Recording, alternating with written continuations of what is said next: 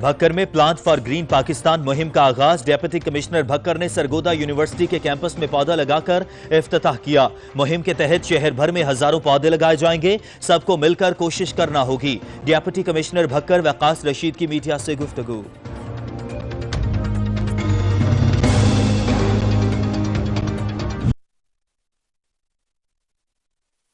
Programme کے تحت university of Sargodha sub campus Bhakkar میں ڈیپٹی کمشنر بھکر وقاص رشید نے پودا لگا کر شجرکاری مہم کا آغاز کر دیا۔ رپورٹ کر رہے ہیں ناصر عباس۔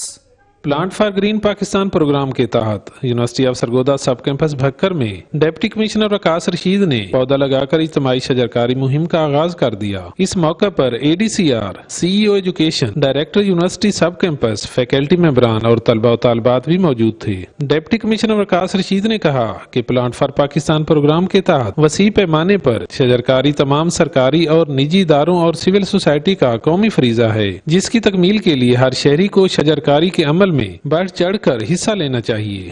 پلانٹ فار پاکستان اور کلین اینڈ گرین پنجاب، جس میں بالخصوص بھکر کو ہم نے جو ہے وہ فوکس کیا ہوا ہے۔